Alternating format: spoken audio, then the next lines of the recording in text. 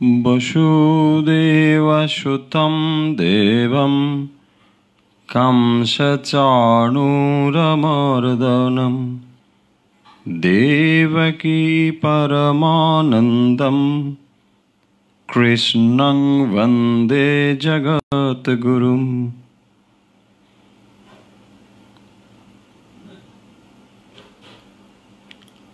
আজকের এই অনুধ্যানে আমরা আবার সরাসরি উপস্থিত হয়েছি।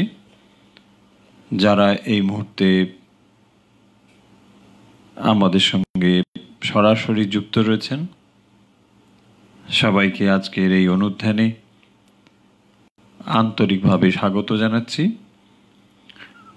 আন্তরিকভাবে স্বাগত জানাচ্ছি তাদেরকে যারা আজ প্রথম আমাদের সঙ্গে যুক্ত হয়েছেন। আপনারা জানেন যে বিগত বেশ কয়েক মাস ধরে আমরা নিয়মিতভাবে ঠাকুরমা স্বামীজির বিভিন্ন বিষয়, ভগবত গীতা ইত্যাদি শাস্ত্রীয় বিষয় এখানে নিয়মিত আলোচনা করছি এবং পাশাপাশি খানিকটা সময় ধ্যান ও প্রাণায়াম অভ্যাস করছি। আপনারা আমাদের সঙ্গে রয়েছেন ভারতবর্ষে এবং ভারতবর্ষের বাইরে থেকে যারা সরাসরি আমাদের এই অনুধ্যান এবং অভ্যাসের সঙ্গে যুক্ত। আশা করছি আজকেও তারা আমাদের সঙ্গে যুক্ত হতে পেরেছেন। আজকের যে বিষয় নিয়ে আমরা আলোচনা করব ইতিমধ্যে আপনারা নিশ্চয়ই জেনেছেন। বিষয়টি হল শ্রীমদ্ ভগবত গীতা। ভগবত গীতা সম্পর্কে বা ভগবত গীতার গুরুত্ব সম্পর্কে আশা করি নতুন করে কিছু বলার নেই। আপনারা নিশ্চয়ই জানেন যে ভগবত গীতা এমন একটি শাস্ত্র, এমন একটি গ্রন্থ যা অধ্যাত্ম জগতের আচার্যগণ যারা বিভিন্ন রকম দার্শনিক মত বিশ্বাস করেন তাদের ভেতরে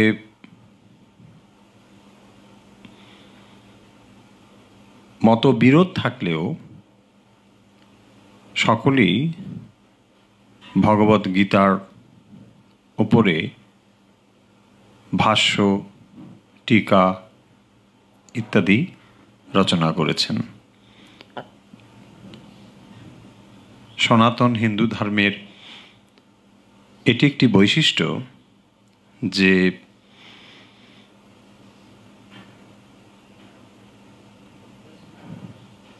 নির্দিষ্ট দার্শনিক মতকে বিশ্বাস এবং প্রচার করা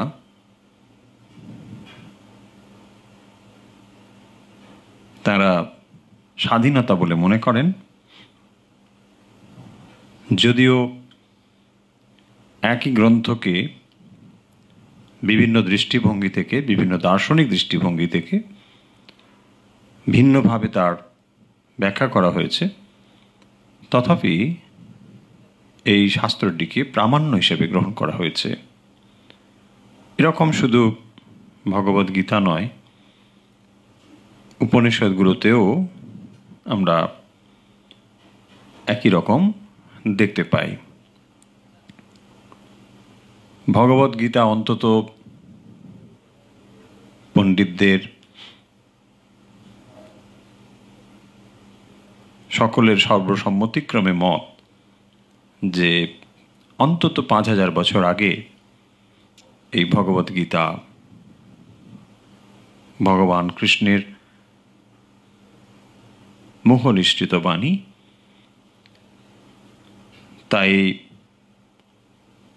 কাল বা সময়ই প্রমাণ করে দেয় যে এই শাস্ত্রটি কত গুরুত্বপূর্ণ। এতকাল ধরে একটি সভ্যতাকে যে শাস্ত্র কেবল ধরে রাখে নয়, তাকে অগ্রগতির দিকে এখনো পথ দেখায়, স্পষ্টতই বোঝা যায় সে শাস্ত্রটি নির্দিষ্ট একটি সময়ের বা নির্দিষ্ট কোনো জনগোষ্ঠীর জন্যে বলা হয়নি। এবং যতদূর পর্যন্ত আমরা ভগবদ্গীতা আলোচনা করেছি এবং সর্বত্রই দেখতে পাব, কোথাও কোনো সংকীর্ণ ভাব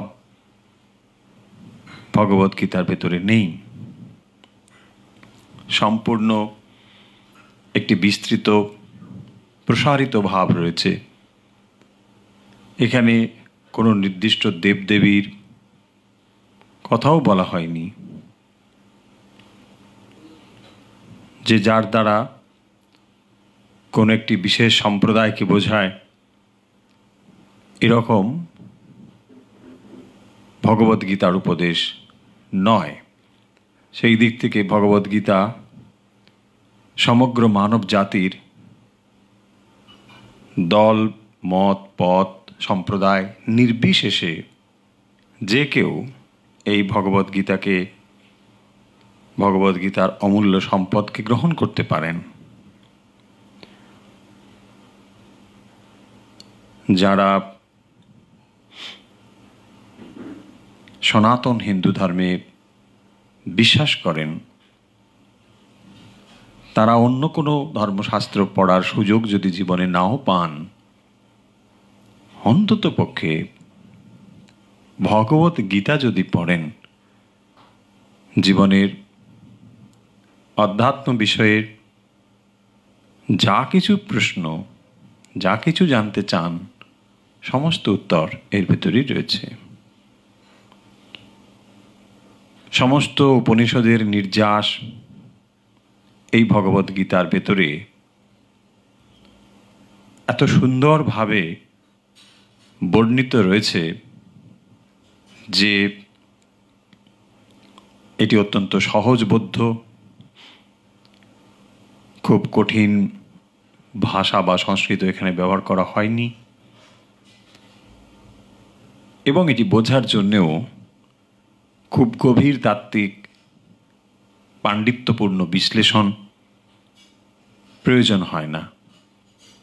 খুব সহজভাবেই আমরা সেই বিশ্লেষণগুলো বোঝার চেষ্টা করছি।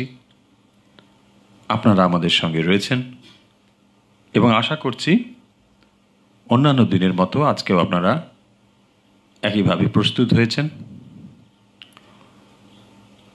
প্রসঙ্গত আপনাদের কাছে এটি জানিয়ে রাখি, হয়তো আপনাদেরও ভালো লাগবে, যে সাধারণত আমরা ফেসবুকের ভেতর দিয়ে যে ধরনের জিনিসপত্র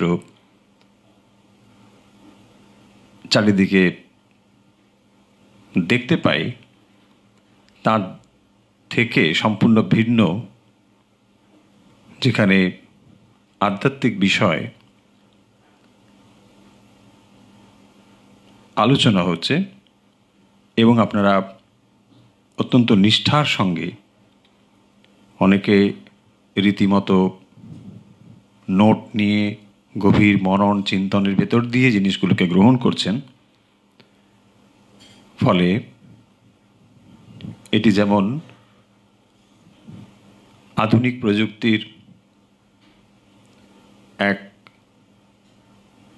উন্নততর প্রয়োগ, পাশাপাশি আমরাও অনুপ্রাণিত হচ্ছি যে বিষয়গুলোকে আপনাদের কাছে আরো সহজভাবে পৌঁছে দেওয়ার তাগিদ অনুভব করছি। পাশাপাশি এটিও আমরা অনুভব করছি যে আপনাদের ভেতরে এই অধ্যাত্ম বিষয় নিয়ে জানার আগ্রহ তৈরি হয়েছে, আপনাদের অন্তরে যে একটি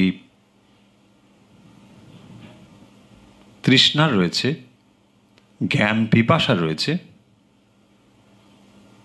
এই কয়েক মাসের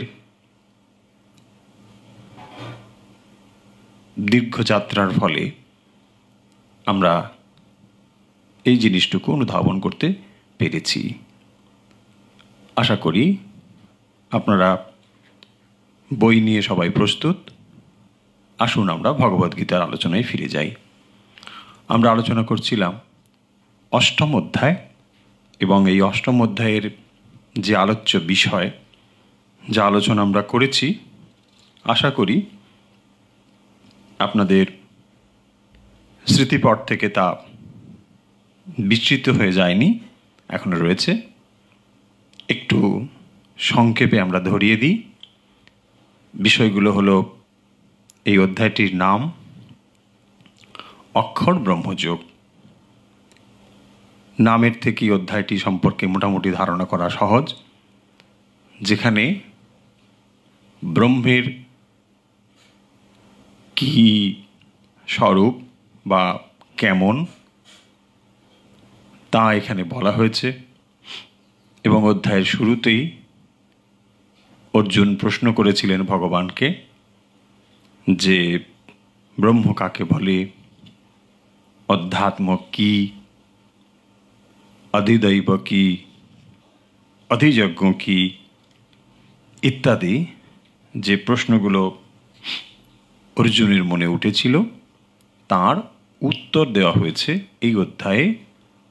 ভগবান 3 নম্বর শ্লোক থেকে তার উত্তর দিয়েছেন। সেখানে তিনি বলেছেন ব্রহ্ম কি। ব্রহ্ম হল অক্ষর ব্রহ্ম। বলেছেন অক্ষরং ব্রহ্ম পরমম। তাহলে ব্রহ্ম হলেন পরম, এবং সেটি অক্ষর, যার কোনো পরিবর্তন হয় না, তাকে বলে অক্ষর। আর পরম মানে যা সর্বশেষ সীমা, এরপরে আর কিছু নেই, তাকে বলা হয় পরম বা অ্যাবসোলিউট, মানে যা ওখানে, আর এরপর কিছু হতে পারে না। এইটি গেল ব্রহ্ম সম্পর্কে। তারপরে অধ্যাত্ম কাকে বলে এবং কর্ম কাকে বলে, সেগুলো আমরা আলোচনা করেছি, আর বিস্তারিতভাবে যাচ্ছি না আজকে। এই জিনিসগুলো আলোচনা হয়েছে। তারপরে অধিযজ্ঞ কাকে বলে, অধিদৈব কি, আধ্যাত্মই বা কি, সে কথাগুলো ভগবান অর্জুনের প্রশ্নের উত্তরে বলেছেন। তারপরে আরেকটি অর্জুন প্রশ্ন জানতে চেয়েছিলেন। তিনি জানতে চেয়েছিলেন যে এই যে অক্ষর ব্রহ্ম, তার সাধনা যারা করছেন তারা কিভাবে তাকে প্রাপ্ত হন। অর্থাৎ যখন শরীর ত্যাগ করে কোনো সংযত চিত্ত পুরুষ চলে যান, শরীর ত্যাগ করেন, তখন তিনি কিভাবে ব্রহ্মপ্রাপ্ত হন। তার উত্তরে ভগবান বলেছেন অন্তকালে ইত্যাদি। সেখানে তিনি বলেছেন যে তিনি যখন প্রয়াণ করেন, শরীর ত্যাগ করেন, তখন তিনি ভগবানের চিন্তা করতে করতে, পরম পুরুষের চিন্তা করতে করতে শরীর ত্যাগ করেন। তাই তাকেই তিনি প্রাপ্ত হন, পরম পুরুষকে প্রাপ্ত হন। তারপরে তিনি বলেছেন যে যা চিন্তা করতে করতে শরীর ত্যাগ করবে, সে তাই প্রাপ্ত হবে। তাহলে আমরা কি চিন্তা করব?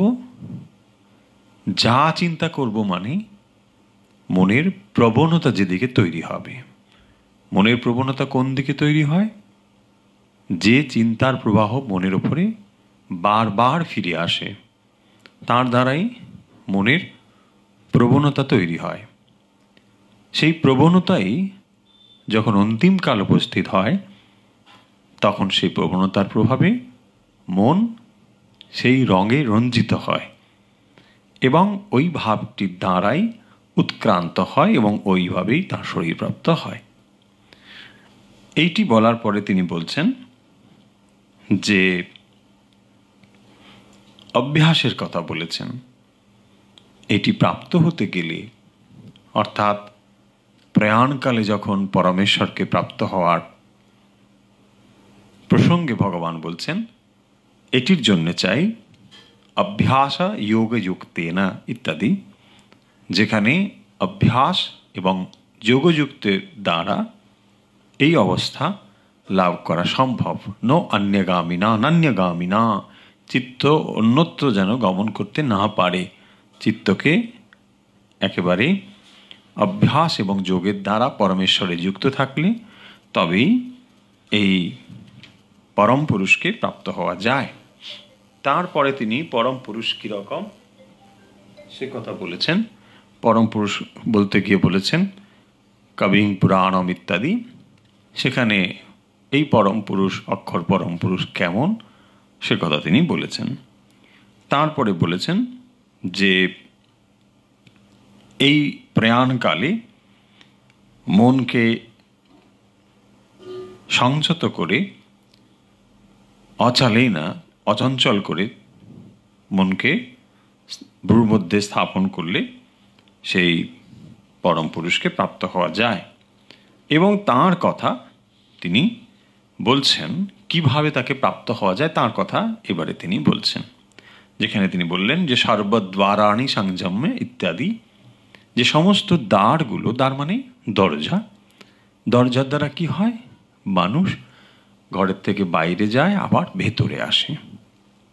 আমাদের শরীরেও এরকম দ্বার বা দরজা রয়েছে। সেই দরজাগুলো দিয়ে কি হয়, আমরা বাইরের জগতের সঙ্গে আদান প্রদান করি, আমরা যাই আবার ফিরে আসি। সেগুলোকে বলেছেন সর্বদ্বারাণি। চক্ষু কর্ণ ইত্যাদি এগুলো সমস্ত ইন্দ্রিয়াদি হচ্ছে দ্বার, কারণ ইন্দ্রিয় দিয়ে আমরা কি করি, জগৎকে দেখি শুনি যা কিছু করছি। তাহলে এই সমস্ত ইন্দ্রিয়গুলোকে সংযত করলে কি হয়, ইন্দ্রিয়গুলোকে সংযত করলে তবেই সেই সংযত মনের দ্বারা তাকে প্রাপ্ত হওয়া যায় এবং প্রাণকে তখন আমরা যোগ পদ্ধতির দ্বারা সংযত করে স্থাপন করলে তার দ্বারা তাকে প্রাপ্ত হওয়া যায়। যোগের পদ্ধতির কথা তিনি বলেছেন, ইঙ্গিত দিয়েছেন। তারপরে তিনি বলছেন ওম ইতি একাক্ষরং ব্রহ্ম ইত্যাদি, এই অক্ষর ব্রহ্মের ব্যক্ত এবং অব্যক্ত যে রূপ, তার প্রতীক রূপে রয়েছেন ওঙ্কার। এই ওঙ্কার ব্রহ্মের উচ্চারণ করতে করতে এবং স্মরণ করতে করতে যিনি দেহ ত্যাগ করেন তিনি তাকে প্রাপ্ত হন। তারপরে বলেছেন যিনি অনন্য চিত্ত হয়ে তাঁর স্মরণ করেন তার কাছে এটি অত্যন্ত সুলভ, অন্যদের কাছে এটি অত্যন্ত কষ্টসাধ্য, দুঃসাধ্য। তারপরে বলেছেন 15 নম্বরে মামুপেত্য পুনর্জন্ম ইত্যাদিতে বলছেন এই জগৎটা কীরকম না, এটি হচ্ছে দুঃখালয়ম অশাশ্বতম। এই জগৎ সম্পর্কে তিনি বলছেন এখানে দুঃখই রয়েছে এবং এটি অনিত্য অশাশ্বতম। তাই নাপ্নুবন্তি মহাত্মানা সংসিদ্ধিম পরমাঙ্গতাহা, হে অর্জুন এই জগৎ অনিত্য এবং দুঃখের আকার। কেন দুঃখ না, জন্ম এবং মৃত্যুর এই চক্রাকারে এটি চলেছে। তাই এর গতি কত দূর, এর গতি হচ্ছে এই মর্তভূমি থেকে ব্রহ্ম ভুবনাল্লোকা। তিনি বললেন যে সমস্ত পৃথিবী থেকে আরম্ভ করে ব্রহ্মলোক পর্যন্ত এসবই পুনরাবর্তী নাহা, মানে ফিরে আসতে হয়।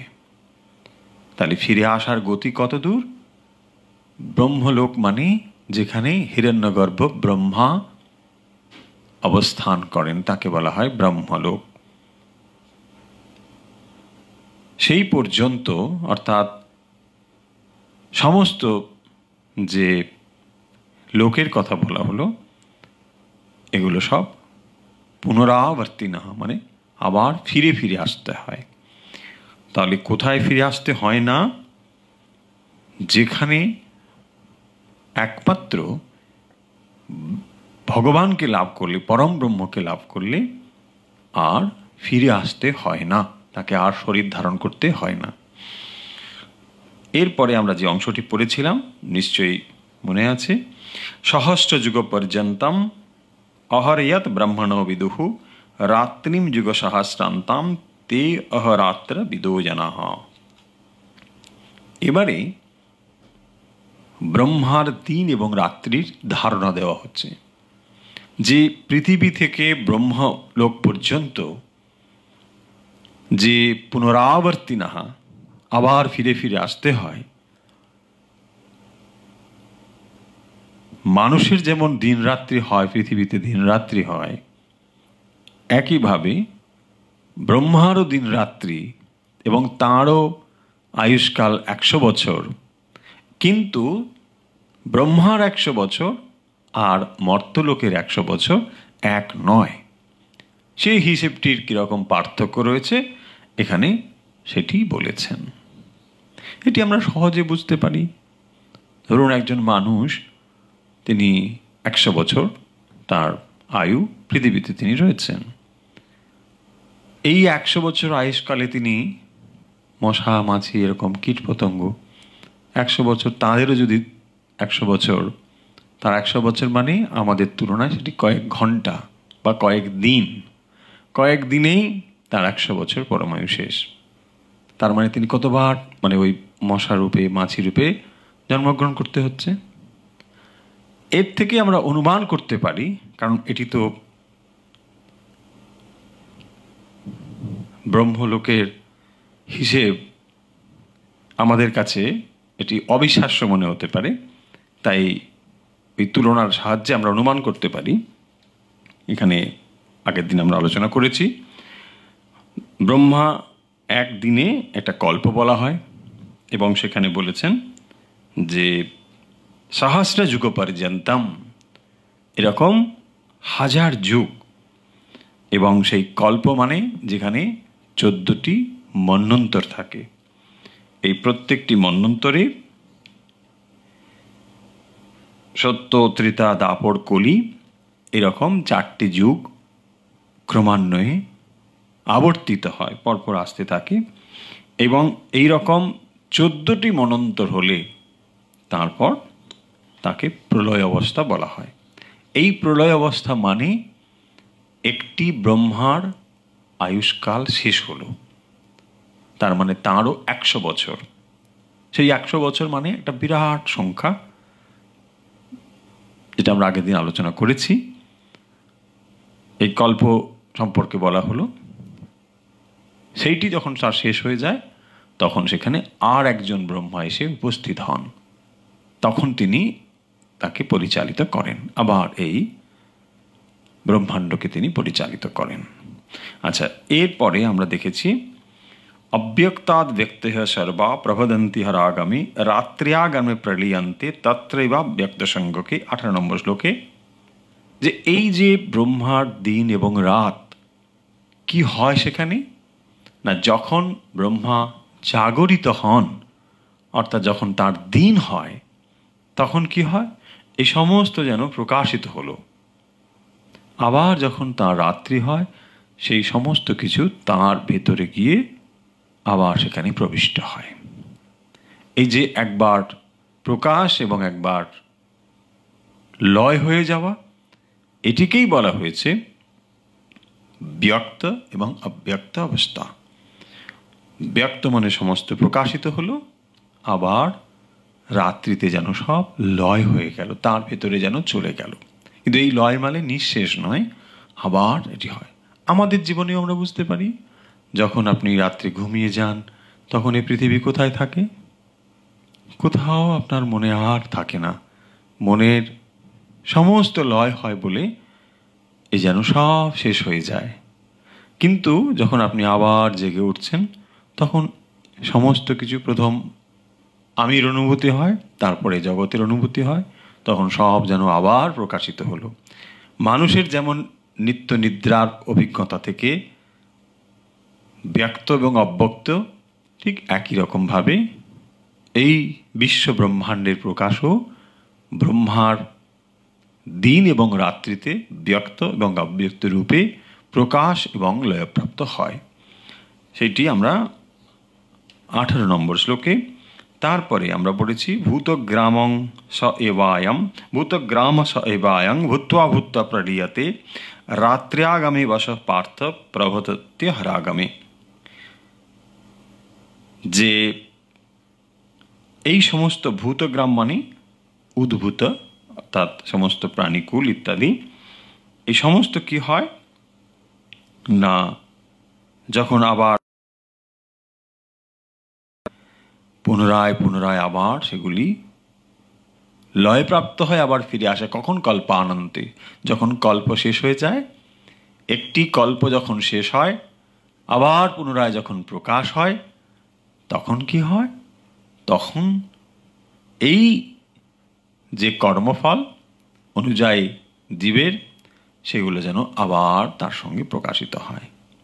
এই পর্যন্ত আমরা ধারণা মোটামুটি নিয়েছি। আজকে তার পরে আমরা দেখি 20 নম্বর শ্লোক লক্ষ্য করুন। 20 নম্বর শ্লোক এর আগের দিন খানিকটা হয়েছিল, আজকে আরেকবার আমরা করে দেখে নিচ্ছি। রয়েছে পরস্তস্মাস্তু ভাবো অন্যাৎ অব্যক্তাৎ সনাতনঃ ইয়াশ সর্বেষু ভূতেষু নস্যাৎসু ন বিনশ্যতি। 20 নম্বর শ্লোক লক্ষ্য করুন।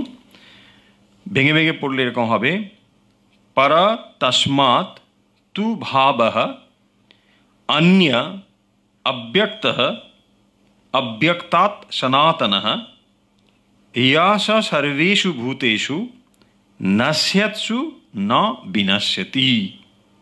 20 নম্বর শ্লোকে বলা হচ্ছে যে সেই চরাচর বিশ্ব ব্রহ্মাণ্ডের আদি কারণ তিনি অব্যক্ত এবং বিলক্ষণ হলেও অব্যক্তের অধিষ্ঠান রূপে যে কারণ এবং ইন্দ্রিয়াদির অগোচর স্বতন্ত্র যে অক্ষর নামক সনাতন পরব্রহ্ম, তিনি স্থাবর জঙ্গমাদি ভূত বিনষ্ট হলেও বিনষ্ট হন না। এই কথাটি এখানে বলা হলো। 20 নম্বরে তাহলে কি বলা হলো দেখুন, পরহ তস্মাৎ তু ভাবঃ অন্য অব্যক্ত অব্যক্তাৎ সনাতনঃ। বলছেন কিন্তু সেই অব্যক্ত হতেও যে বিলক্ষণ সনাতন অব্যক্ত ভাব, সেই সচ্চিদানন্দ ঘন যে পূর্ণ ব্রহ্ম পরমাত্মা, ভূত সকল নষ্ট হলেও তিনি নষ্ট হন না। এইটি হচ্ছে কথা। ইয়াশ সর্বেষু ভূতেষু নস্যাৎসু ন বিনশ্যতি। 20 নম্বর শেষের লাইনটি লক্ষ্য করুন।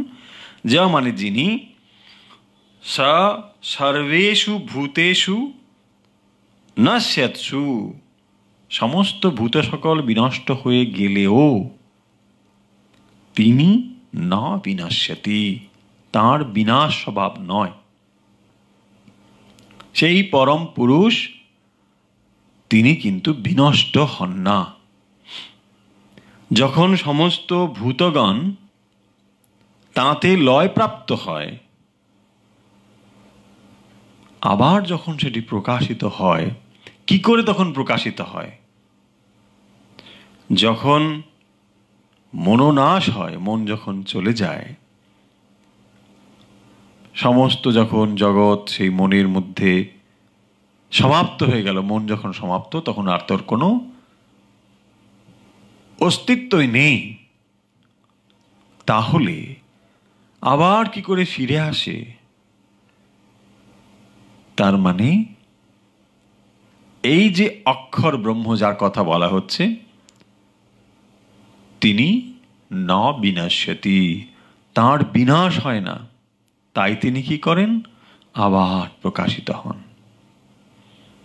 তাহলে এই যে ভূত সকল বা প্রাণী সকল, এদের স্বভাব কি? এদের স্বভাব হচ্ছে ক্ষর, মানে পরিবর্তনশীল, মরণশীল, এগুলো সমস্তই পরিবর্তন হয়। কিন্তু একমাত্র অক্ষর হচ্ছেন পরব্রহ্ম, তার কোনো বিনাশ বা পরিবর্তন নেই। সেই জন্যে এখানে বলা হলো সর্বেষু ভূতেষু নাস্যাৎসু না বিনাশ্যাতি, তার কোনো পরিবর্তন নেই। 21 নম্বর শ্লোক লক্ষ্য করুন।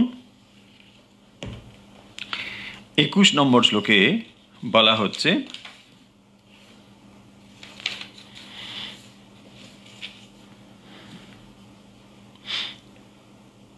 अव्यक्त अक्षर इति उक्तः तम आहु परमां गतिम यम प्राप्य न निवर्तन्ते तद्धाम परमं मम। अव्यक्ताक्षर इत्युक्तः तमाहु परमां गतिम यम प्राप्य न निवर्तन्ते तद्धाम परमं मम। এইটিকে ভেঙে পড়লে কিরকম হয়? অব্যক্তঃ অক্ষরঃ, অব্যক্তস্বর, এই লুপ্ত অকার হ না, লুপ্ত অকার, অব্যক্ত বিসর্গ যুক্ত অক্ষরঃ, সন্ধি করলে হলো अव्यक्त स्कर, अव्यक्त स्कर इत्युक्त माने इति उक्त, तम युक्त आहु इत्युक्त स्तमाहु परमां गतिम, तारपरे रयेछे यम प्राप्य न निवर्तन्ते। देखुन, यम प्राप्य न निवर्तन्ते तद्धाम माने तद्धाम परमं मम।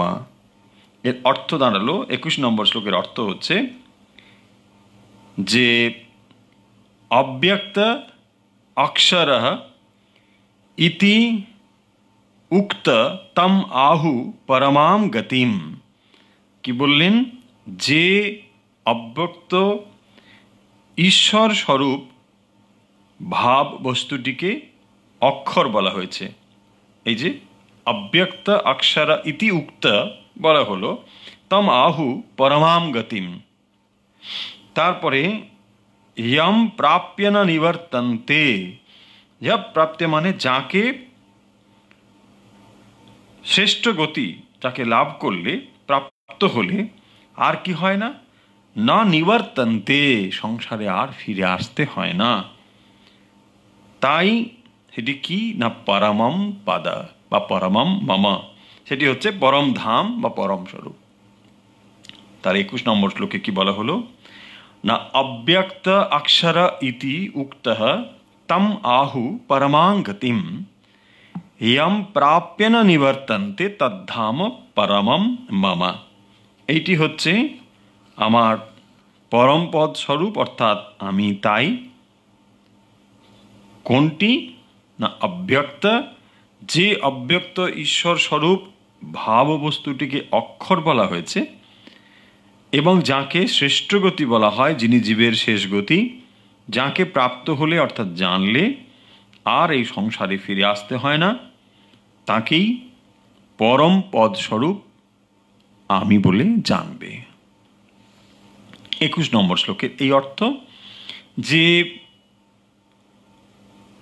যে পরম পদের কথা বললেন, অর্থাৎ এই যে অব্যক্ত এবং ব্যক্ত, যেখানে ব্রহ্মার দিনে সমস্ত প্রকাশিত হয়, রাত্রে সমস্ত লয়প্রাপ্ত হয়, সমস্ত প্রকাশ এবং লয়প্রাপ্ত হলেও আবার যে পুনরায় তিনি প্রকাশ করেন, কিসের দ্বারা করেন? আর তিনি, তার কোনো পরিবর্তন হয় না।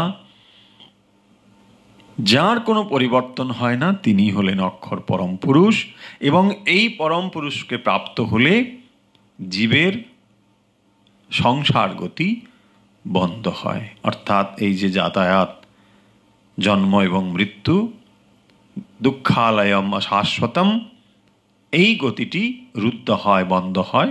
কখন? যখন পরম পদ প্রাপ্ত হয়। এই কথা 21 নম্বরে বলছেন। আমরা একটু একটু এগিয়ে যাই। পুরুষঃ স পর পার্থ ভক্ত্যা লভ্যস্তু অনন্যয়া যস্যান্তস্থানি ভূতানি येन সর্বমিদং ততম। 22 নম্বর শ্লোক লক্ষ্য করুন, সেখানে কি বলা হলো? বলছেন,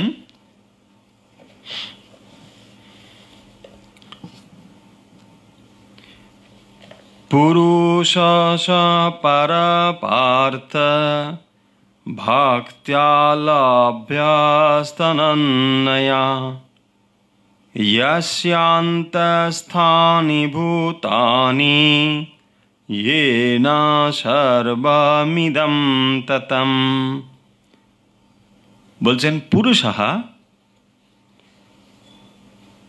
স পরঃ পার্থ ভক্ত্যা লভ্য তু অনন্যয়া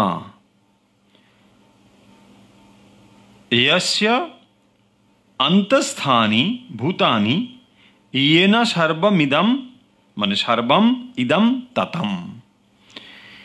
22 নম্বর শ্লোকে কি বলা হলো? বলছেন পুরুষঃ স পরঃ পার্থ ভক্ত্যা লভ্যস্তু অনন্যয়া, অনন্যা ভক্ত্যা, অনন্য ভক্তির দ্বারা সেই পুরুষকে প্রাপ্ত হওয়া যায়। 22 নম্বরে যে শ্লোক, তাতে বলছেন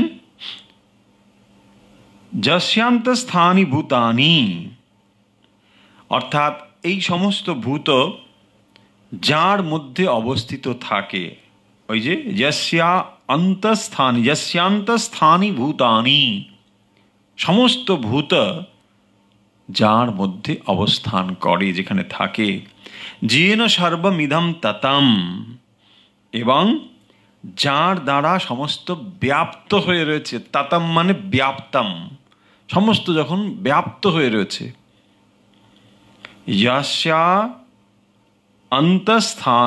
यस्यान्तस्थानि ভূতানি, ভূত সকল যাতে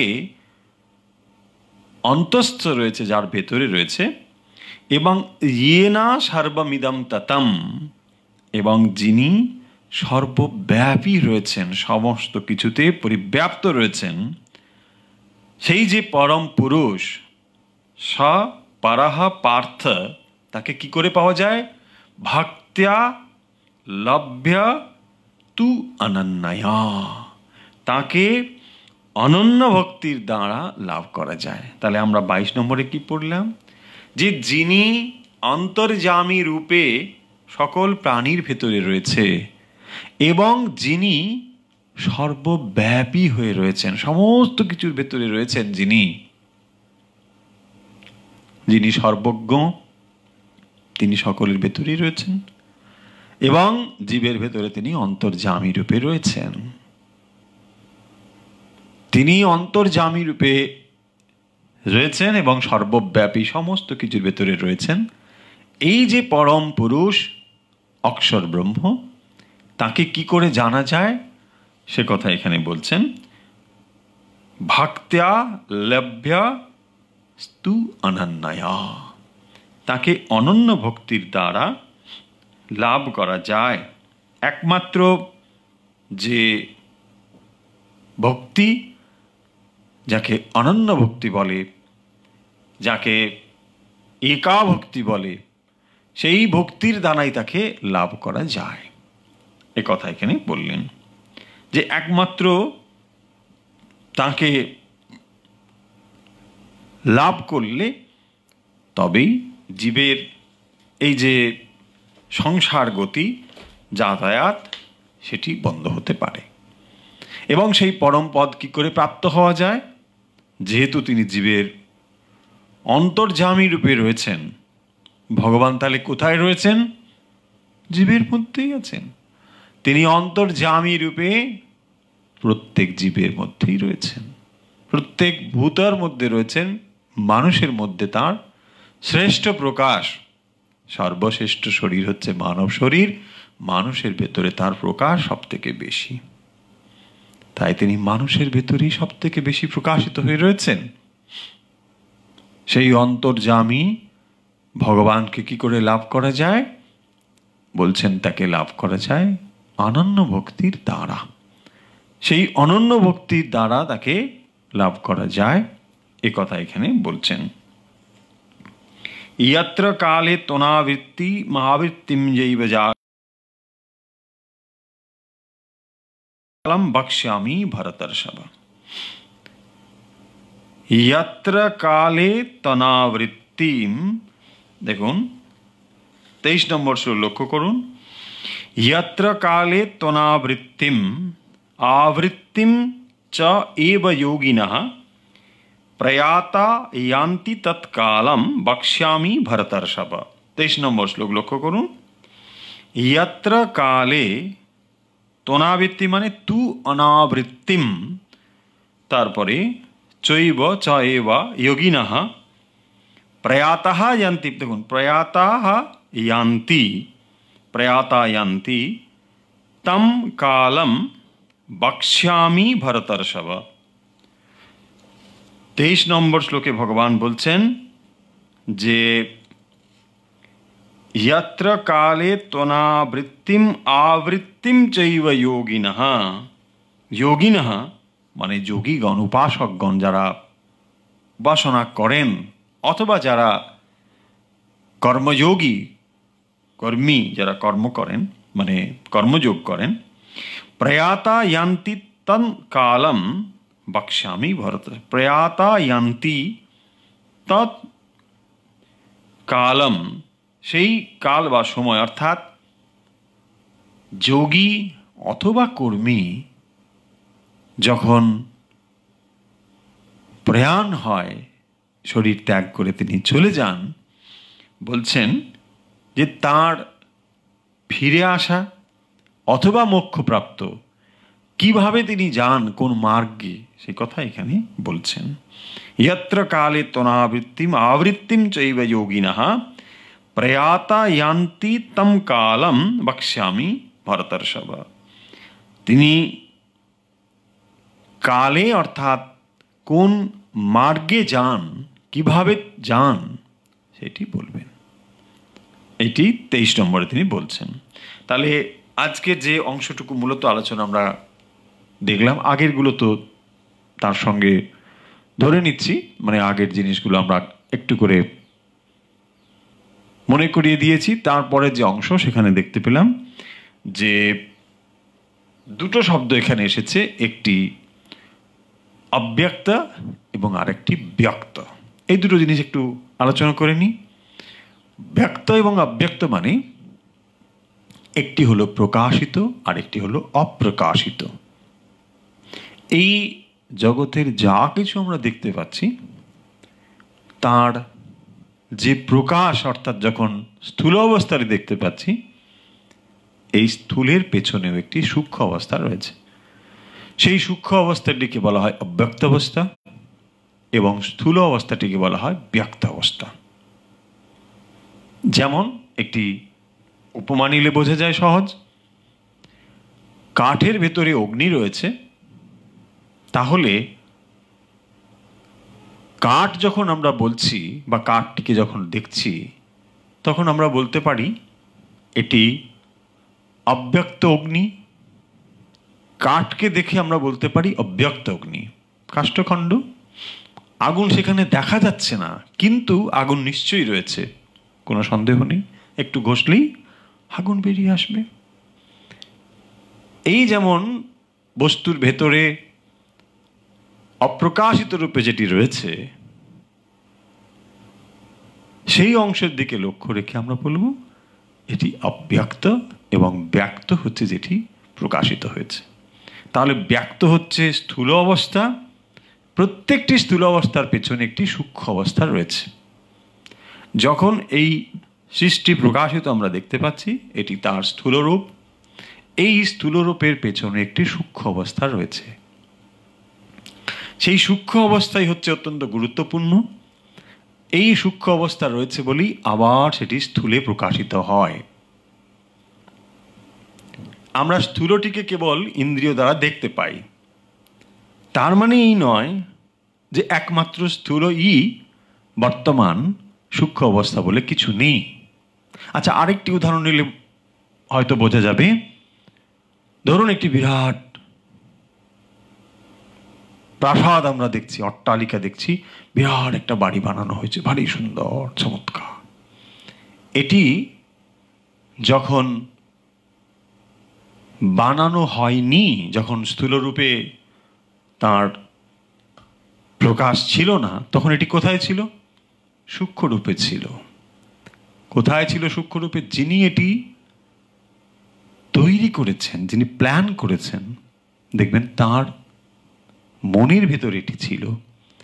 তিনি এটিকে সুন্দর করে একটি রূপ দিয়েছেন, মনেই তখনই তৈরি করে ফেলেছেন, এবং তার একটি স্থূল প্রকাশ আমরা দেখতে পাচ্ছি যখন ওই বাড়িটিকে, প্রাসাদটিকে দেখতে পাচ্ছি। বোঝা গেল?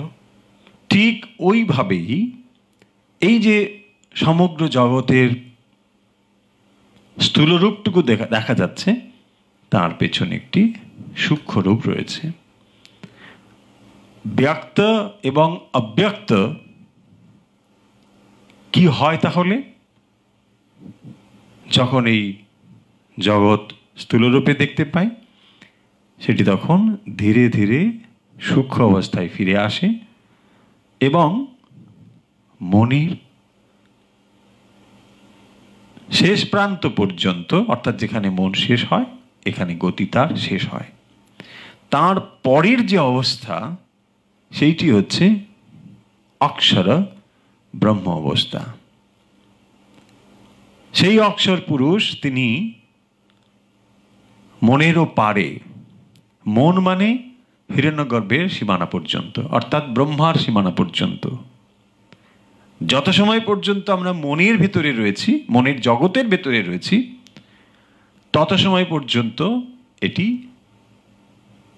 আবার আবর্তন করতে হয়, ফিরে আসতে হয়। মনের পারে যখন আপনি চলে যাচ্ছেন, তখন আপনি হিরণ্যগর্ভকে অতিক্রম করে গেলেন, ব্রহ্মাকে অতিক্রম করে গেলেন।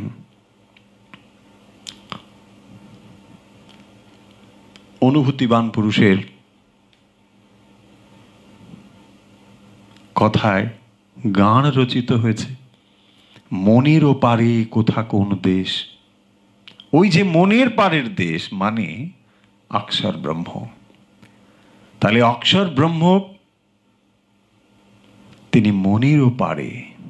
যত সময় পর্যন্ত আমরা মনের জগতে বাস করছি, তত সময় পর্যন্ত আমরা অক্ষর যে ব্রহ্ম, যিনি পরম পুরুষ, তার থেকে অনেক দূরে। পরম পুরুষ হয়েছেন তিনি মনেরও পারে। আশা করি বুঝতে অসুবিধা হচ্ছে না। আরেকটি কথা এখানে মূল বলা হলো 22 নম্বরে, সেটি হলো এই পরম পুরুষকে প্রাপ্ত হওয়া যায় কিভাবে, কি করে তাকে পাওয়া যায়।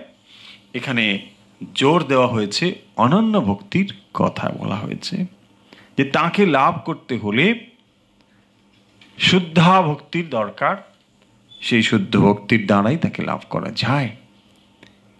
ভগবানের কাছে যখন আমরা কোনো কিছু প্রার্থনা করি, প্রাপ্তির আশা করি, তখন যেন ভগবান আমার কাছে ইচ্ছে পূরণের যন্ত্র হয়ে দাঁড়ায়।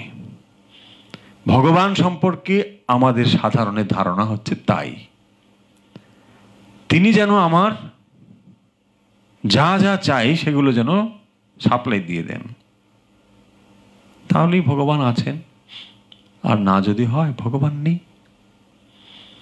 মানে আমার ধারণা বা আমাদের ধারণা, ভগবান হচ্ছেন আমার ইচ্ছে পূরণের যন্ত্র। শুদ্ধ ভক্ত যিনি, তিনি এমন ভাবেন না। তিনি ভগবানের কাছে কোনো প্রার্থনা করেন না, প্রহ্লাদ ভাগবতে রয়েছে, তিনি ভগবানের আরাধনা করছেন। যখন তার দর্শন পেলেন, প্রহ্লাদ, তোমার প্রার্থনায় আমি, তপস্যায় আমি প্রীত হয়েছি, সন্তুষ্ট হয়েছি, তুমি বর নাও।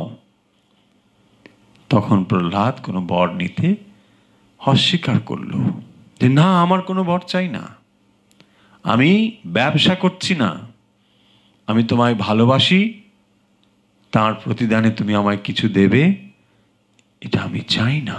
এই হচ্ছে শুদ্ধা ভক্তি। অনন্য ভক্তি শব্দের অর্থ হচ্ছে তাই, যে তাকে প্রাপ্ত হতে গেলে অনন্য ভক্তি চাই।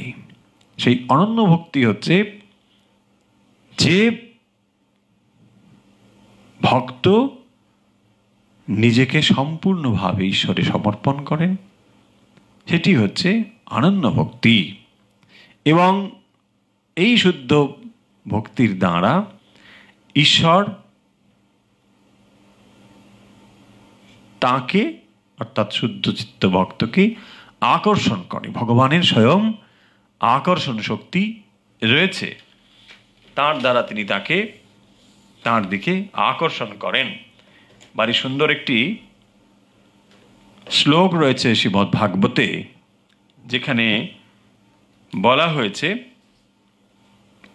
আত্মা রামস্য মুনয়ঃ নির্গ্রন্থা অপি উরুক্রমে কুর্বন্তি অহৈতুকিং ভক্তিম ইত্তম বুত গুণহরি।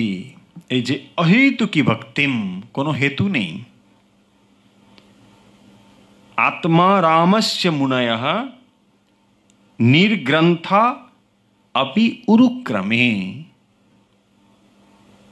নির্গ্রন্থা, তিনি মুক্ত করে দেন, কোনো গ্রন্থি নেই। কুর্বন্তি অহেতুকিং ভক্তিম ইত্তম বুত গুণহরি। হরি মানে যিনি আকর্ষণ করেন, তার দিকে আকর্ষণ করেন। কখন? অহেতুকী ভক্তিম, ভগবানের প্রতি এই যে অহেতুকী ভালোবাসা, অহেতুকী, যার কোনো হেতু থাকে না, কোনো কারণ নেই। যেমন স্বামীজি বলেছেন, লাভ ফর লাভ সেক, ভালোবাসার জন্যই ভালোবাসা। দেখবেন শ্রীরামকৃষ্ণ তখন নরেন্দ্রনাথ প্রথম প্রথম যাতায়াত শুরু করেছেন, একটু একটু যান ওখানে। ঠাকুর তখন একদিন নরেন্দ্রকে পরীক্ষা করার জন্য বলছেন, হ্যাঁ রে, তোর সঙ্গে তো আমি একটি কথাও বলি না, তোর দিকে তাকাইও না, কেন আসিস? এরকম বেশ কিছুদিন ঘটেছে ঘটনা। ঠাকুর অন্যের সঙ্গে কথা বলেন, নরেন এসে বসে থাকে, ঠাকুর তার দিকে একবার তাকানো না। দেখছেন শ্রীরামকৃষ্ণ এতটা অবজ্ঞা অন্য কেউ হলে সহ্য করতে পারবে না। স্বামীজিকে তিনি কেন বিশেষ স্থান দেন, কেন স্বামী বিবেকানন্দ তিনি এত মহান, স্বামীজিকে শ্রীরামকৃষ্ণ বলছেন, তোকে তো আমি একটি কথাও বলি না, তোর সঙ্গে কোনো কথাই বলি না, তোর দিকে তাকাইও না, কেন আসিস? তখন স্বামীজি বলছেন, মশাই, আমি আপনার কথা শুনতে আসি না, আমি আপনাকে ভালোবাসি তাই আসি। এই কথা শুনে শ্রীরামকৃষ্ণ দ্বিগুণ আনন্দে উৎফুল্ল হয়ে উঠলেন। তিনি বলছেন, আরে দেখো দেখো, নরেন বলছে, নরেন শুনতে কিছু আসে না, নরেন আমায় ভালোবাসে তাই আসে। এই শ্রীরামকৃষ্ণ সম্পর্কে স্বামীজি বলছেন যে LOV পার্সোনিফাইড, LOV কথাটা ক্যাপিটালে, ভালোবাসার মূর্ত বিগ্রহ হচ্ছেন শ্রীরামকৃষ্ণ। এই ভগবান সম্পর্কে এখানে বলা হচ্ছেন ইত্তম্বত গুণহরি, যিনি অহেতুকী ভক্তির দ্বারা তাকে লাভ করা যায়। তাহলে আজকের আলোচনার যে অংশগুলো অব্যক্ত এবং ব্যক্ত, প্রকাশিত এবং অপ্রকাশিত, যার ভেতর দিয়ে স্থূল এবং সূক্ষ্ম এই দুটো তত্ত্ব প্রকাশিত হয়েছে। কেবল দৃষ্টিভঙ্গি একটু দেখার ভাবটুকুকেই যদি আমরা অন্যভাবে দেখার চেষ্টা করি তাহলে এটিকে স্পষ্ট বোঝা যায়। স্থূল, সূক্ষ্ম এবং কারণ অবস্থা, এই কারণ অবস্থাটিই হল পরব্রহ্মের অবস্থা, যেটি মানুষের বুদ্ধির অভিজ্ঞতাতে যা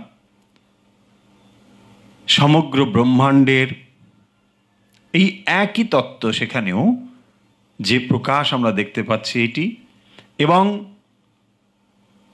তা যখন ব্যক্ত থেকে অব্যক্তে গিয়ে পৌঁছয়, মনের পাড়ে যখন কারণ অবস্থায় গিয়ে পৌঁছয়, আবার যখন ফিরে আসে, কিভাবে সেটি প্রকাশিত হয় না পরম পুরুষের অন্তরে যেটি থাকে সেটি আবার প্রকাশিত হয়। এবং তিনি কিভাবে রয়েছেন? সমস্ত জীবের ভেতরে অন্তর্যামী রূপে রয়েছেন। তৎসৃष्ट्वा তদেবানুপ্রাবিশৎ, উপনিষদে রয়েছে তৎসৃष्ट्वा, তিনি সৃষ্টি করে, তদেবানুপ্রাবিশৎ, তাঁর ভেতরেই তিনি অনুপ্রবিষ্ট হয়ে রইলেন, ভেতরে থাকলেন। তিনি এই মানব শরীর সৃষ্টি করেছেন এবং তাঁর ভেতরে তিনি অন্তর্যামী রূপে রয়েছেন, অবস্থান করছেন। এই তাকে কি করে পাওয়া যায়? অনন্য ভক্তির দ্বারা তাকে লাভ করা যায়।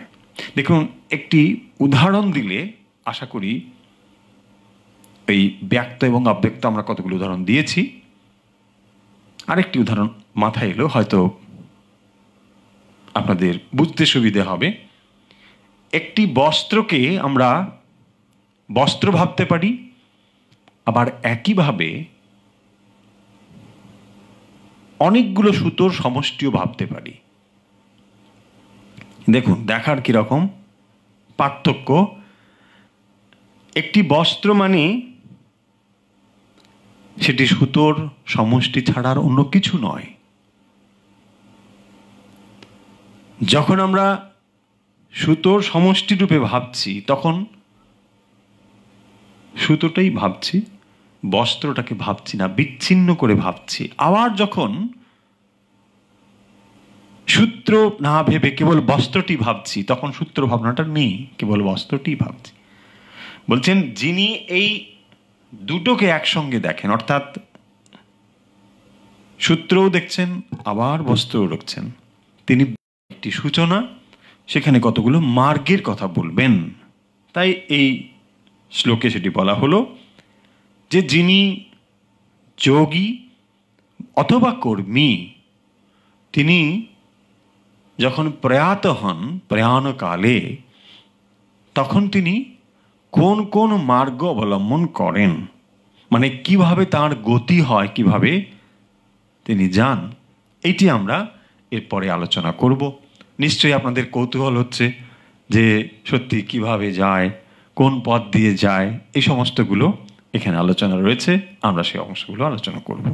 যেহেতু মৃত্যুর পরের অবস্থা সকলের দেখবেন কৌতূহল থাকে, মৃত্যুর পরে কি হয়, মৃত্যুর পরে ইত্যাদি, কোথায় যায়, এরকম অনেক কিছু আমাদের প্রশ্ন ওঠে।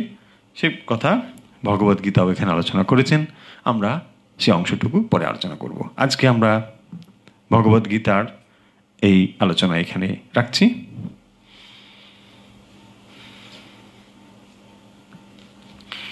আসুন এখন আমরা অভ্যাসের জন্য প্রস্তুত হই। যে যেখান থেকে অভ্যাস করছেন আশা করি সবাই অভ্যাসের জন্য প্রস্তুত। আসুন আমরা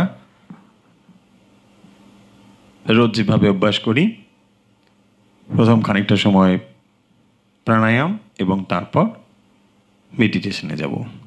আসুন যে কোনো আসন আপনার পছন্দের, সুখাসন, পদ্মাসন অথবা চেয়ারে, যে যেখানে বসে করছেন বসে পড়ুন। মেরুদণ্ড সোজা রেখে বসুন, যতটা সোজা আপনি করতে পারেন।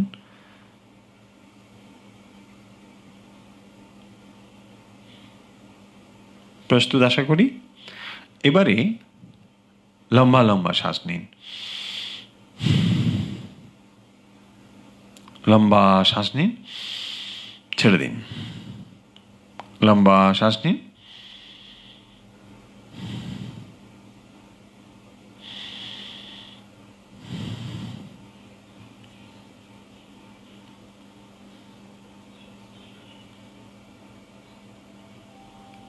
শ্বাস নিন লম্বা, ছেড়ে দিন।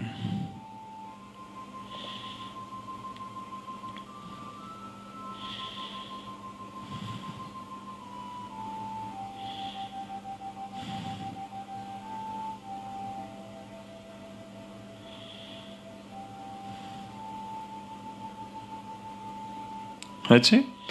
এরপর আমরা যে প্রাণায়াম অভ্যাস করছি সেটি হলো এইভাবে বাম দিক থেকে শ্বাস ছাড়বো, একটু ধাক্কা দিয়ে শ্বাস ছাড়বো ধীরে ধীরে।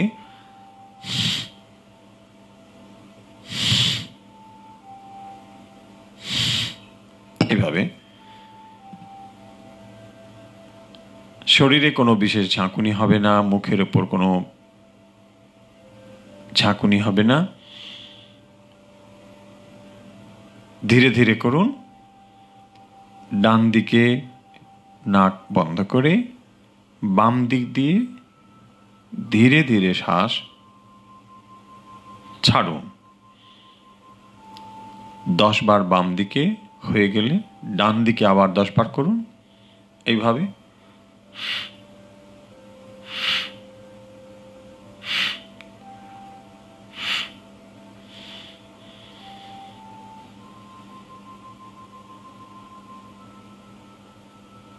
আমরা নিয়মিত কয়েকটি সহজ প্রাণায়াম এখানে অভ্যাস করছি।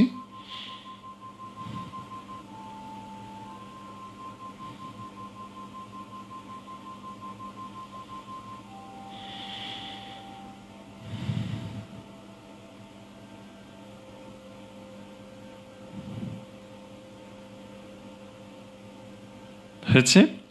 এরপর আমরা যে প্রাণায়ামটি করব, শ্বাস নেব বাম নাসিকা দিয়ে, ছাড়বো ডান নাসিকা দিয়ে। শুরু করুন।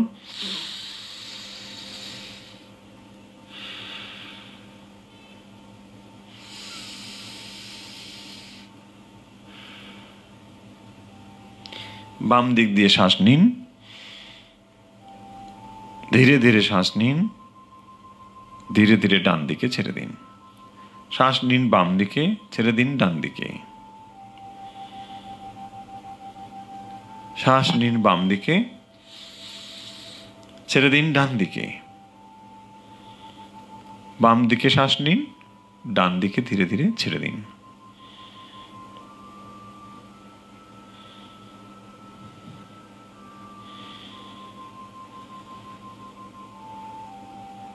তাড়াহুড়ো করবেন না, ধীরে ধীরে অভ্যাস করুন। আপনি নিশ্চিন্তে অভ্যাস করুন, থামার সময় আমি বলে দেব।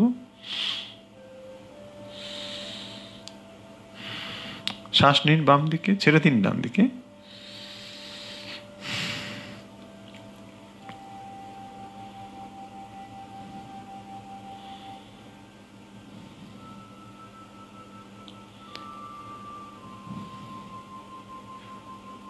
সুস্থ ও শান্তিপূর্ণ জীবনের জন্য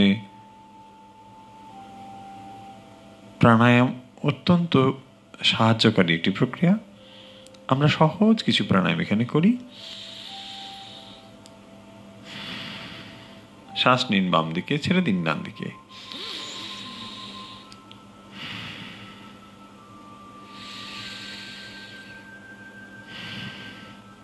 রিল্যাক্স, স্বাভাবিক শ্বাস নিন কয়েকবার।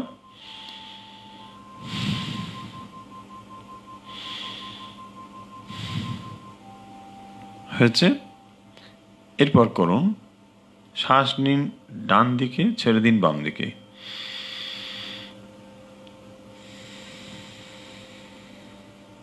শ্বাস নিন ডান দিকে,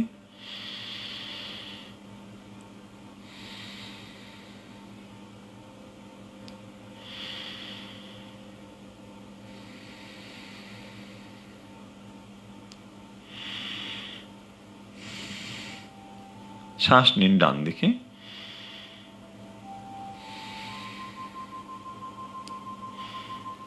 শ্বাস নিন ডান দিকে, ছেড়ে দিন বাম দিকে।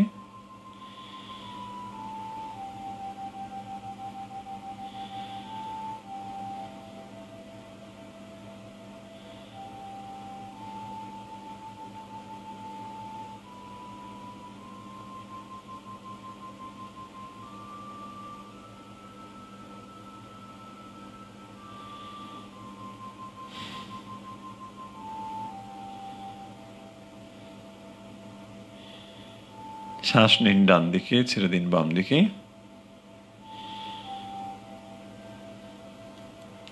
রিল্যাক্স।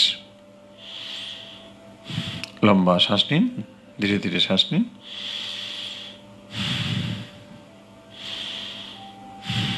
হয়েছে? এরপর আমরা করছি শ্বাস নেব নাক দিয়ে, ছাড়বো মুখ দিয়ে। শুরু করুন, নাক দিয়ে শ্বাস নিন, দুটো নাক দিয়ে শ্বাস নিন, মুখ বন্ধ রাখুন। এবারে ফু দেবার মতো করে শ্বাস ছাড়ুন। খেয়াল রাখুন নেওয়ার থেকে যেন ছাড়ার সময় বেশি হয়।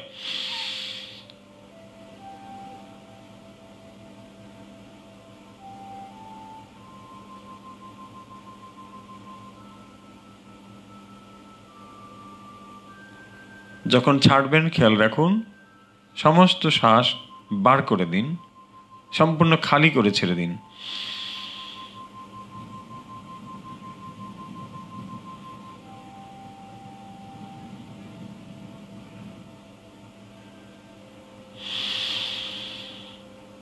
আবার ভরে নিন নাক দিয়ে, ধীরে ধীরে ছেড়ে দিন।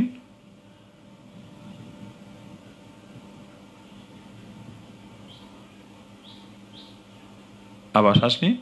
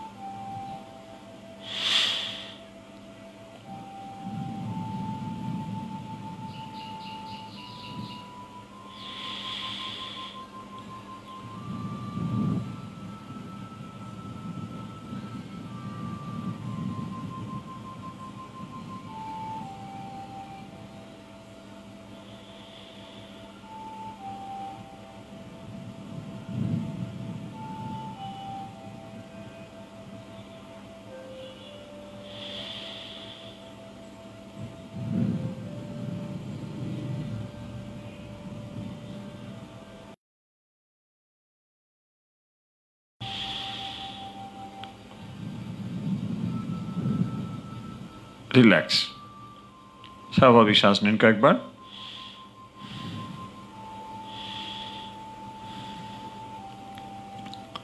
এরপর আমরা যে প্রাণায়ামটি করছি ছন্দবদ্ধ শ্বাস নেব, মুখ বন্ধ থাকবে, মেরুদণ্ড সোজা, নাক দিয়ে শ্বাস নেব, নাক দিয়ে ছাড়ব। শুরু করুন অভ্যাস।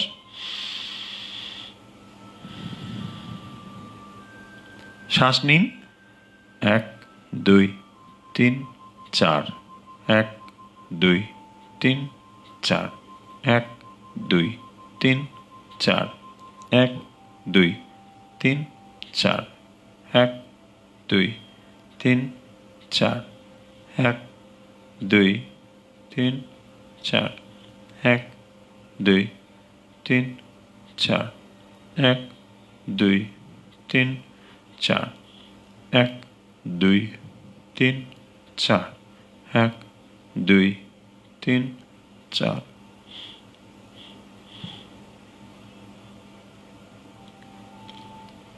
অভ্যাস করতে থাকুন।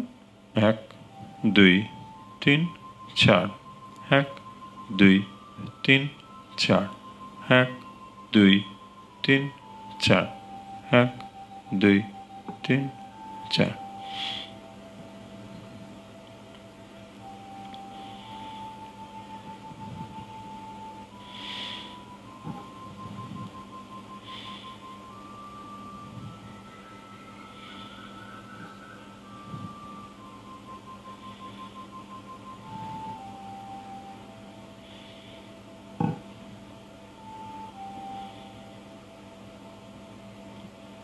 রিল্যাক্স। স্বাভাবিক শ্বাস নিন কয়েকবার।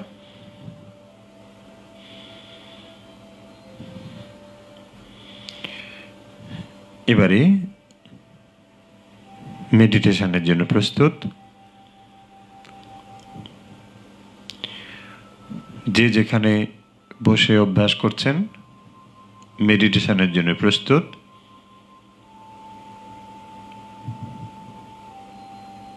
আপনার আসন, বসার আসন যেন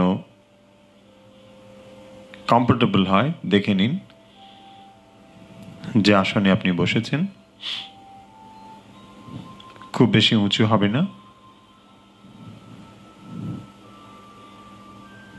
খুব কঠিন শক্ত আসন নয়, যাতে খানিক সময় ভালোভাবে বসতে পারেন সেই রকম আসন আপনি নিশ্চয়ই নেবেন। পোশ্চার আপনি সুখাসন, বদ্ধাসন, মুক্তবদ্ধাসন, বদ্ধপদ্মাসন, যেমন যেটি আপনার পছন্দ, বা চেয়ারে বসে যে যেখানে মেরুদণ্ড সোজা রেখে চোখের পাতা বন্ধ করে দিন। জ্ঞান মুদ্রা অথবা বাম হাতের উপর ডান হাত রেখে অভ্যাস শুরু করুন।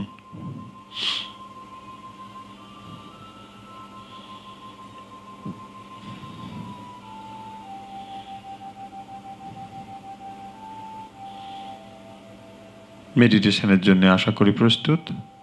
লম্বা শ্বাস নিন।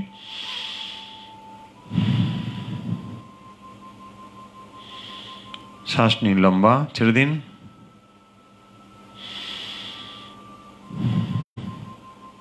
লম্বা শ্বাস নিন, ছেড়ে দিন।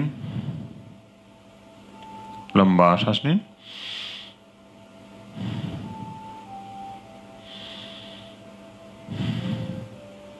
লম্বা শ্বাস নিন, ছেড়ে দিন। লম্বা শ্বাস নিন,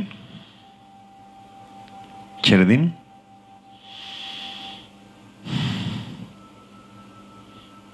এবার ধীরে ধীরে শ্বাস নিন। চোখের পাতা খুলবেন না। মেডিটেশন শেষ হলে কেবল তখনই চোখের পাতা খুলবেন। বারবার চোখের পাতা খোলা এবং বন্ধ করলে কাঙ্ক্ষিত অনুভব আপনি করতে পারবেন না।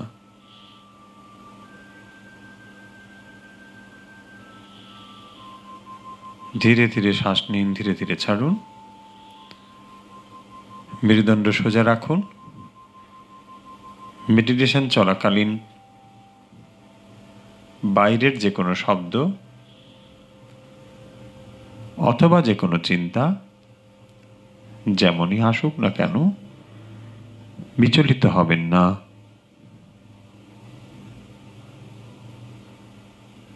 বা বিরক্ত হবেন না।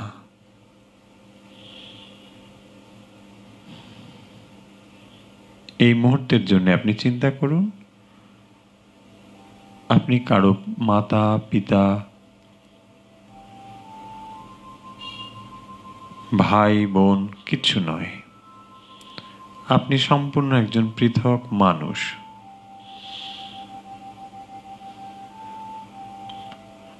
এই মুহূর্তে চিন্তা করুন, আপনি সমস্ত দায় দায়িত্ব থেকে মুক্ত।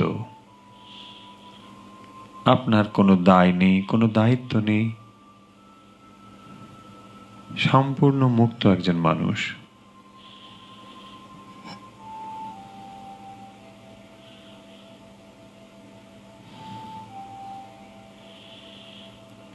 আপনার মন সংযত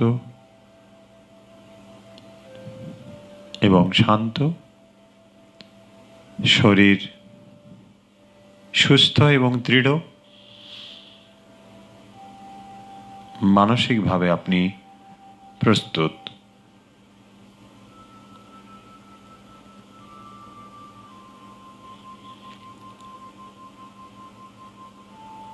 অন্তরের শুদ্ধতা, পবিত্রতা চারিদিকে ছড়িয়ে দিন। কল্পনা করুন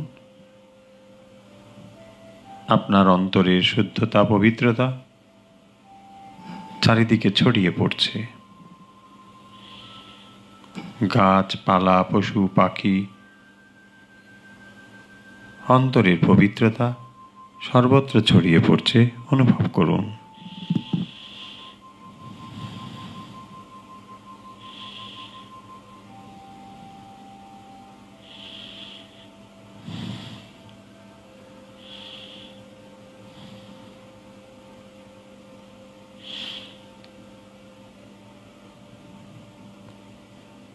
গুরু, ইষ্ট, আচার্য এদের প্রতি শ্রদ্ধা জ্ঞাপন করুন।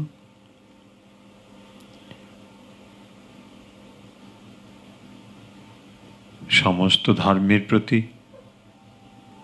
সমস্ত ধর্মের ধর্মগুরুদের প্রতি শ্রদ্ধা নিবেদন করুন।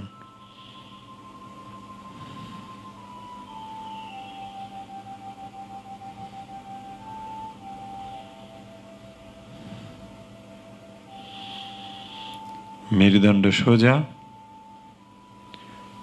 শরীরের অঙ্গ প্রত্যঙ্গগুলোকে শিথিল করে দিন। হাত পা কোথাও যেন কোনো আড়ষ্ট ভাব না থাকে। সম্পূর্ণ শরীরকে শিথিল করে দিন, আলগা করে দিন, ঢিলে করে দিন। কোথাও যেন কোনো স্টিফনেস না থাকে। চোখ বন্ধই রয়েছে। মনের চোখ দিয়ে সম্পূর্ণ শরীরকে একবার দেখে নিন।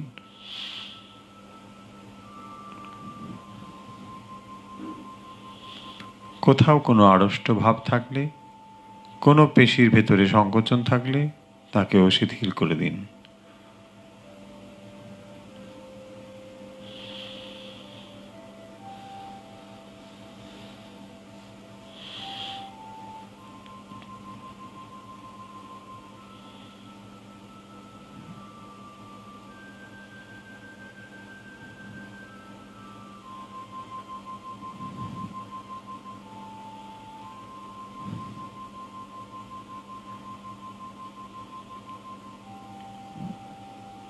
চোখ, কান, মুখমণ্ডল, মাথা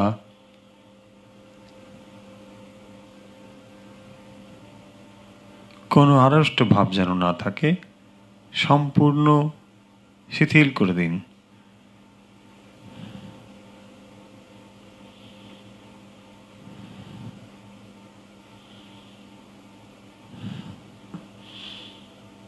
কোথাও কোনো নার্ভের উপর যেন প্রেশার না থাকে, জোর করে চোখের উপরে কনসেন্ট্রেট করা এসব করবেন না।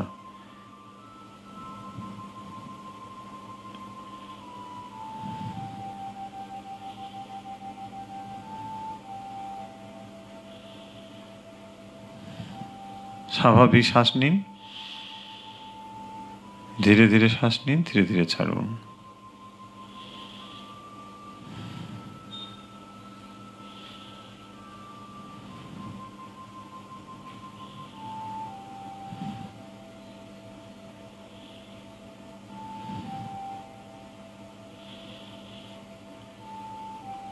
ধীরে ধীরে শ্বাস নিন, ধীরে ধীরে ছাড়ুন।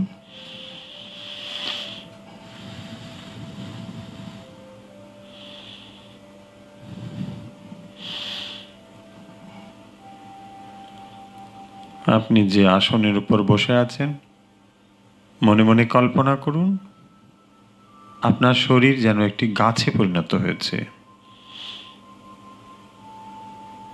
বেশ মোটা, শক্ত একটি গাছ। সম্পূর্ণ শরীর গাছে পরিণত হয়েছে, মনে মনে কল্পনা করুন।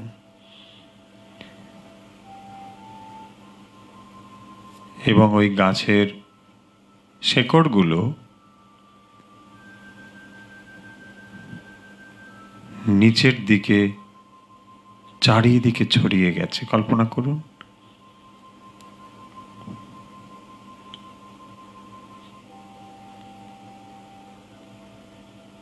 পৃথিবীতে চারিদিকে ছড়িয়ে গেছে গাছের শিকড়গুলো।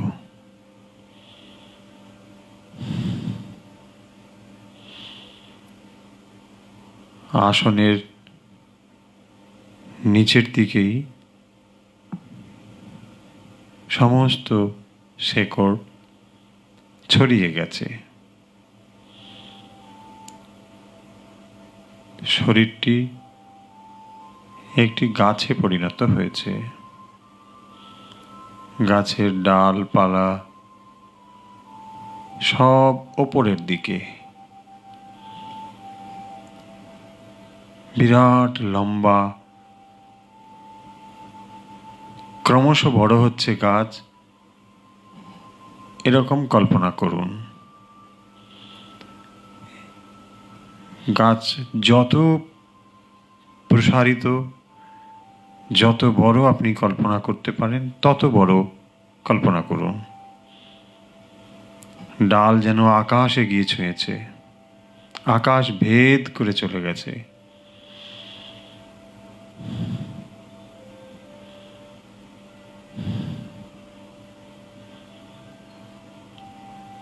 চারিদিকে ছড়ানো গাছ, ডালপালা কল্পনা করুন। আর শেকড় মাটির তলায় শক্তভাবে ধরে রয়েছে। ধীরে ধীরে শ্বাস নিন, ধীরে ধীরে ছাড়ুন। আপনার শরীর সম্পূর্ণ স্থির।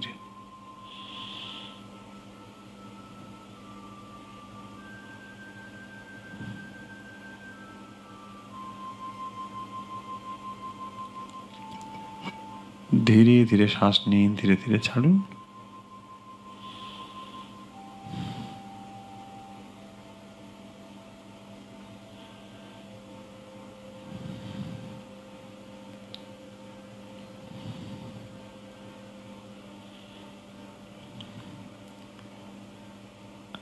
আপনি মনোযোগ দিন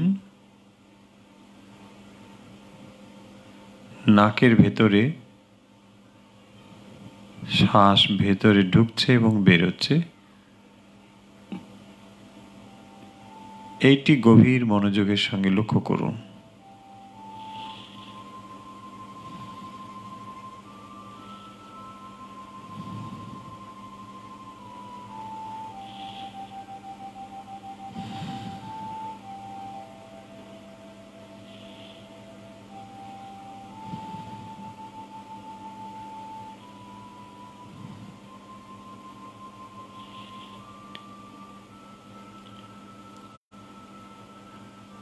নাকের ভেতরে শ্বাস ধীরে ধীরে ঢুকছে এবং বেরোচ্ছে।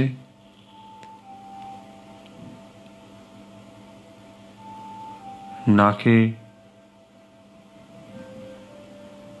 শ্বাসের স্পর্শ অনুভব করুন।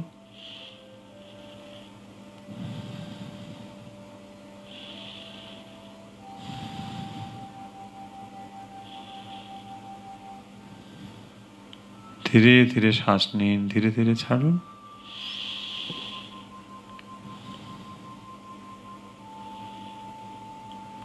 কিভাবে শ্বাস নাকের ভেতরে প্রবেশ করছে এবং বেরোচ্ছে আপনি গভীর মনোযোগ দিয়ে কেবল শ্বাসের ভেতরে আসা এবং বাইরে যাওয়া লক্ষ্য করুন।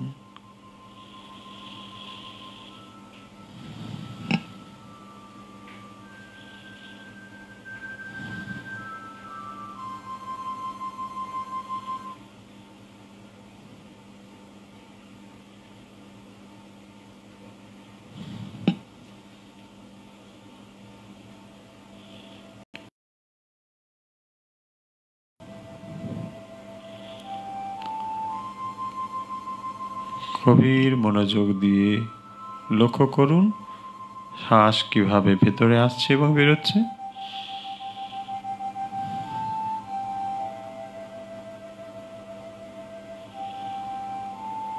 ধীরে ধীরে শ্বাস নিন, ধীরে ধীরে ছাড়ুন।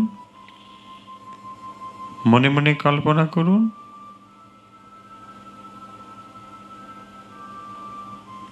গাছের ডাল,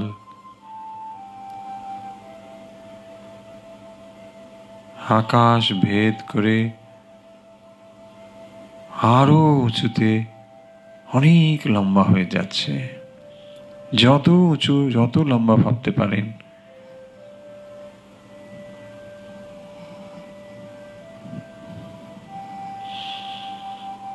ধীরে ধীরে শ্বাস নিন আর কল্পনা করুন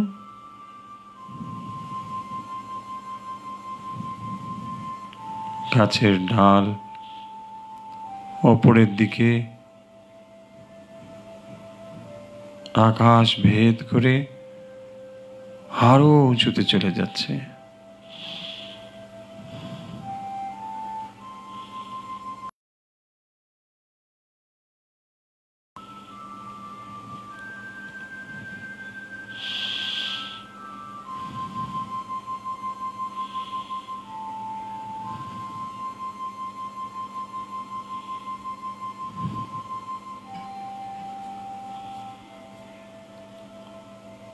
আপনার শরীর সম্পূর্ণ একটি গাছ। শ্বাসের গতি স্বাভাবিক রাখুন, মন রাখুন শ্বাসের পথে।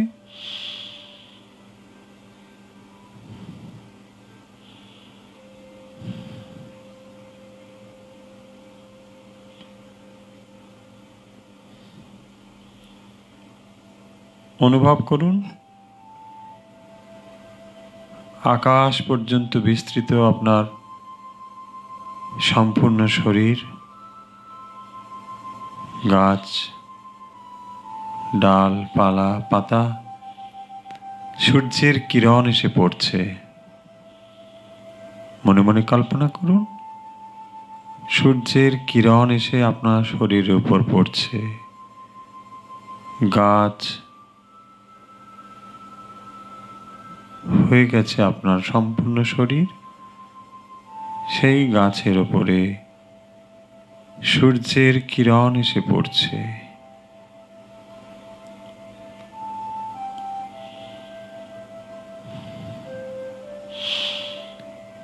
সূর্যের কিরণে আপনার বৃক্ষ শরীর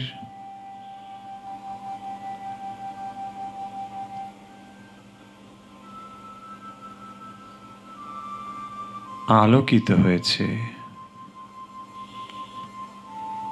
আকাশ পর্যন্ত বিস্তৃত বৃক্ষ শরীর সূর্যালোকে আলোকিত হয়েছে।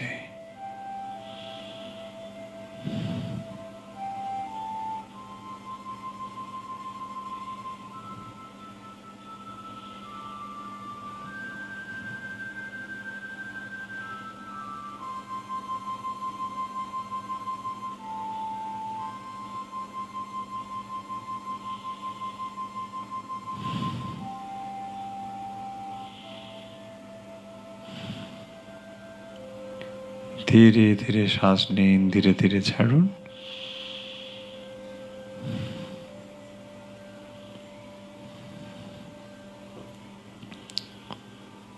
ধীরে ধীরে শ্বাস নিন, ধীরে ধীরে ছাড়ুন।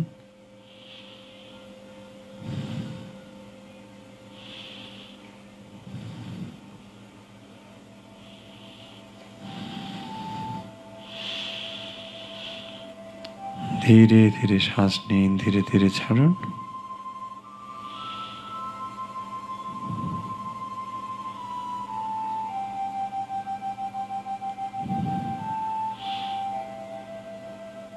সূর্যের কিরণে সম্পূর্ণ বৃক্ষ শরীর আলোকিত হয়েছে।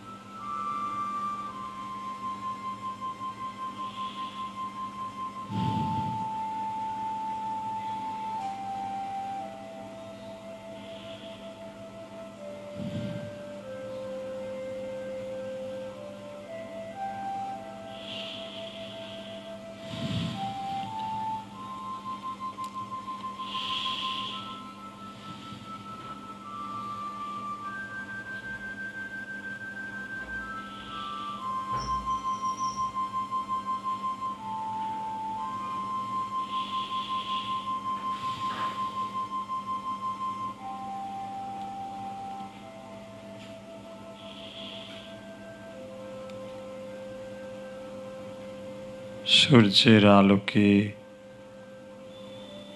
সম্পূর্ণ বৃক্ষ শরীর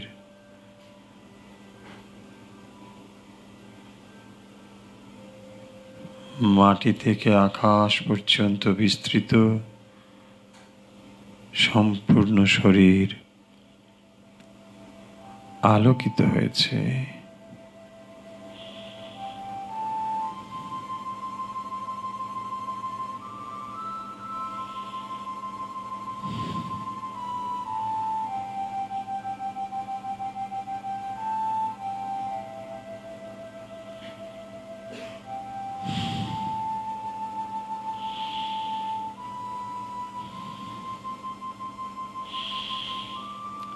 লম্বা শ্বাস নিন।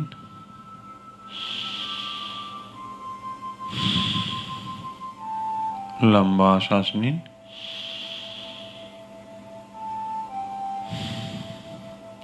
লম্বা শ্বাস নিন।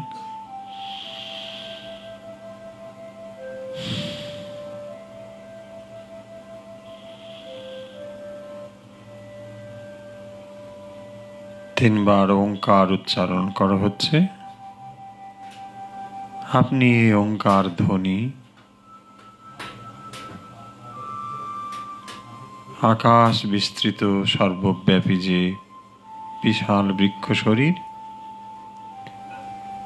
সর্বত্র অনুভব করুন ওঙ্কারের স্পন্দন। ও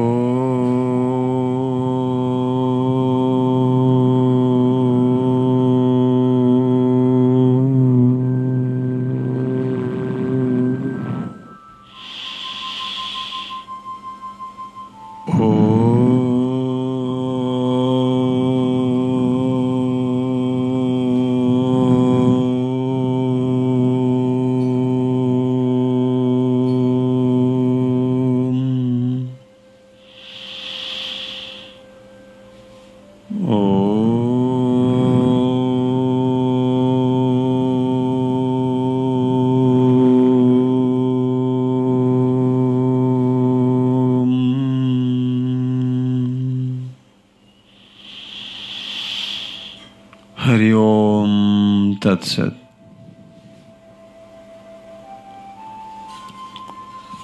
ধীরে ধীরে চোখের পাতা মেলুন, হাত নাড়ুন, পা নাড়ুন।